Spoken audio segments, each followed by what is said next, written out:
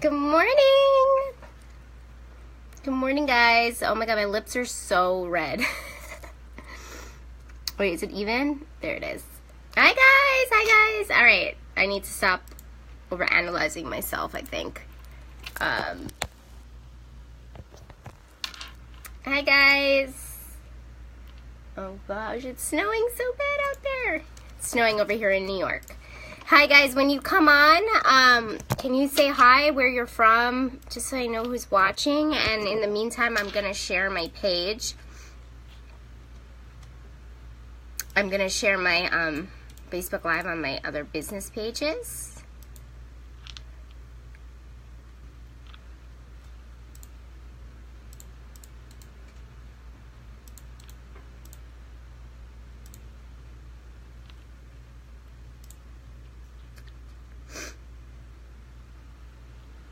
Hi, welcome.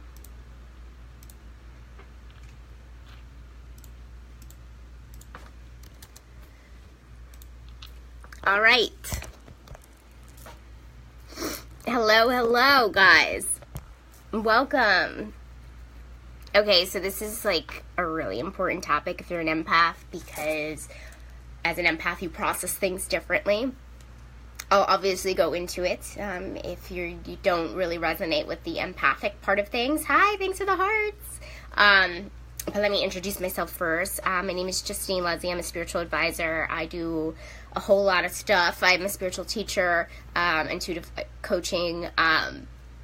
I also do angel card readings and crystal healing, and I also am a huge empathic supporter. Love talking about empaths. Love talking about how to process emotions as empaths.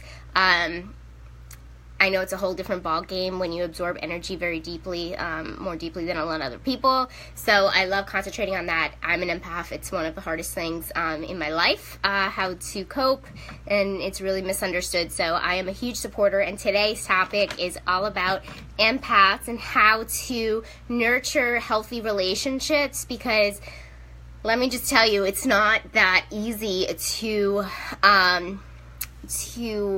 thanks to the hearts, guys. Hi, welcome. Say hi and say where you're from. I would love.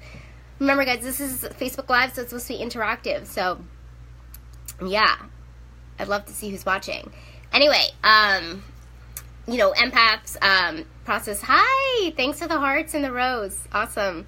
So, empaths really process things a little bit differently, and I know for myself, and speaking of personal experience, it is really hard to nurture relationships because we absorb energy so deeply, and we actually need a copious amount more than the average person of alone time, right? And I think that a lot of the times, and correct me if I'm wrong, I'm speaking from my point of view, and what has happened in my life is that it's not the easiest to nurture relationships when you're spending a lot of time alone, trying to heal, trying to process things, trying to function, trying to unwind from all of the energetic things that we experience every day. So it's hard, guys. It's really hard. So I wanted to make this Facebook Live about it because what I think is relationships are a vital part of our human experience, and love is great, and love is the only thing that's real, and I believe that it's not something that we can get from anywhere else, but being in a loving, healthy friendship relationship is really, really important, and it's one of the greatest things of life. Do I have lipstick on my teeth? I do a little bit. Sorry. And I think it's like super important that we learn how to foster them, we learn how to nurture them, keep them healthy, and just really, really enjoy other people's company, right? And that's one of the pluses of being in this human experience. So I already kind of went into what empaths are, and the long story short is that it is I don't even want to say it's a trait. I want to say it's a state of being, of absorbing energy very deeply. Think of a sponge. Hold on one second. Think of a sponge, and think about absorbing, everything, negative and positive at the same time, which can be overwhelming, overstimulating. So that's why we need a lot of downtime. And a lot of empaths are introverted, and a lot of sorry, somebody's messaging. I'm getting distracted. A lot of us are introverted. A lot of people who are empathic are introverted, but some are extroverted too. Very little, but it's not common, but most of the time they're introverted. And then with empaths too, we can actually entertain ourselves for a long period of time because our internal life is so rich, right? And our imagination is so huge, right? And we're usually more right-brain people, more creative, that type. So those two things combined can really, really kind of... and then I don't even want to say that we're not social, because I feel like I'm a very social person, but I just feel like we operate and process things a different way. And because of those two things alone, you could really, for me, I can get so enriched in my everyday world that I could forget to reach out to somebody and, or forget someone's birthday. And it has nothing to do with my relationship with them. It has everything to do with me, right? So I think that's actually super important, and I'm glad that I even brought that up, because I didn't even write that in my notes. I think it's important when you're in a relationship with, when you have some type of relationship with somebody that's empathic, it's important to understand these types of traits and don't take it personally. I think it's really, really important to do that. So all of these things, like I said, that could lead to strained relationships, especially if the person doesn't understand, which is why sometimes explaining could be beneficial. And that kind of goes into, I wrote down 3 things. I guess you can call them strategies about how to foster and how to keep those relationships healthy and nurture them as well. So yeah, let's call them strategies. Why not? So that goes into the first one, right? I wrote down, explain to your friends and family the nature of being empathic, the fact that you can't be around a lot of negativity at one time, the need for deep conversation, right? Because empaths really need, we have a rich inner life. We want to talk about really, really deep things that matter, your fears, your dreams. Small talk is a no-no for a lot of empaths. So small talk can be very, very draining for a lot of them. And we usually don't like large crowds. So if you kind of talk about this to the person that, you have the relationship with or the friendship with or whatever you want to call it, and kind of explain to them this, they will hopefully have an open mind. In my experience, anytime I've ever told anybody I'm empathic, I got yelled at and I was told I wasn't, but I tried, and that's all I can say.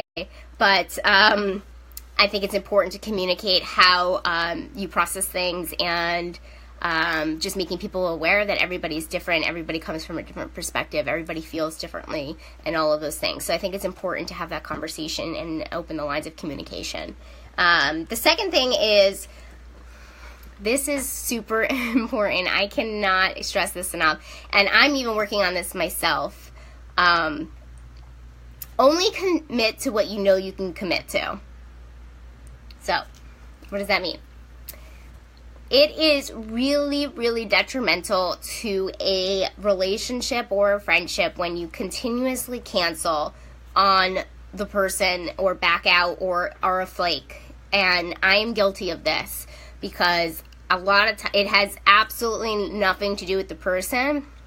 It's just, I like being inside. I like spending a lot of time with myself, and having to go out into the real world is like really draining, and all of these things that I think about. And there are many, many times, especially in the last couple of months, where I've committed to something because I care about the person and I want to see the person, but last minute I actually cancel and just spend some alone time with myself.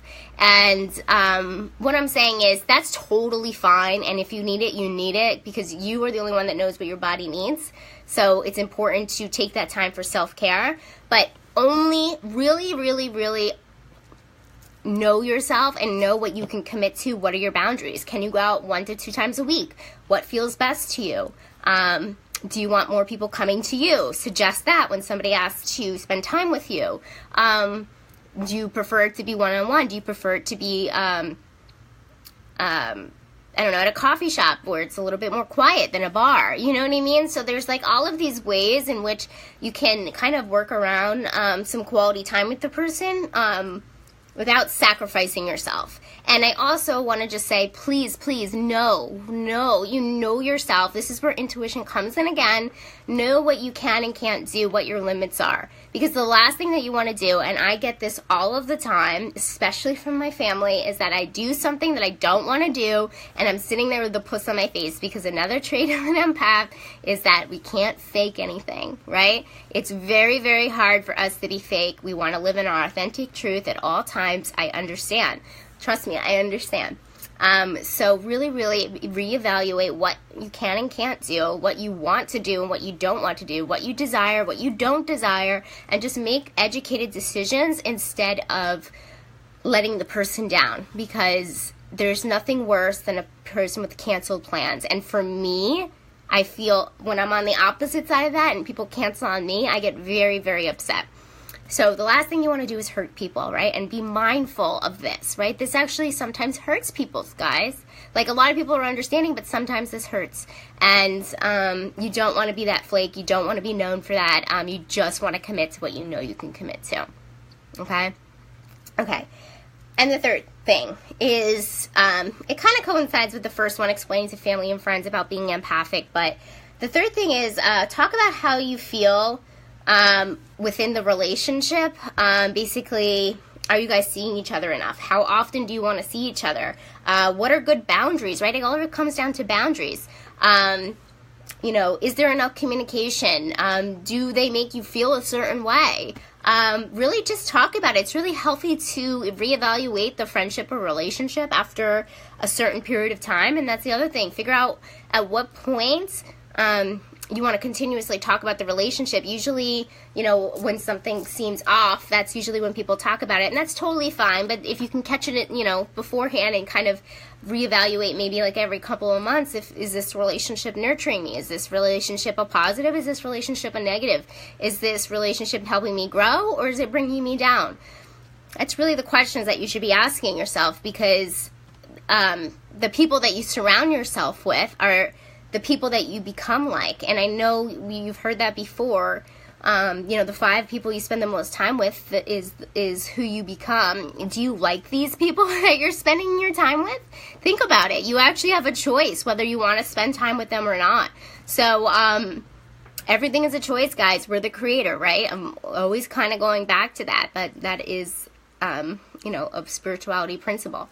But so that's that. So ask yourself, you know, how the relationship is going. Do you, what needs to be nurtured in the friendship or relationship? And sorry, I'm kind of using them interchangeably, but it's a good way to kind of reevaluate what you need, you know, and what you may need from the other person, and having a healthy conversation. Communication is really, really important. And like I said, because being an empath, sometimes communication is not the easiest. Sometimes we're in our own little world. I totally get it. I'm usually in my own little world all of the time. I'm called a space cadet most of the time, which is funny. I'm actually going to do a live on that tomorrow. I actually know the topic, so it's exciting, but I'll go more into that tomorrow. But so yeah, so it could be a little bit hard as an empath to nurture relationships with people that aren't. For me, I find my other relationships with HSPs and empaths are easier because they understand. I can go months without talking to somebody and then pick it up, and it'd be just fine where it is, right? So, so that's that too. Hopefully this has helped get you thinking about your relationships if you're an empath, and thinking about you know, how you want your friendships and relationships to be, and hopefully this give you some insight on some healthy boundaries and things to work on, or things to be conscious of in your relationship. So hopefully this helped, and if you have any questions, let me know. You can always message me, and I'm putting my scheduler in the comments as usual, so if you want to reach out and chat, let me know. All right, cool. Thank you guys so much. If you are in the Northeast, please stay warm, and I will talk to you guys tomorrow. I'll be on tomorrow. Okay. Bye.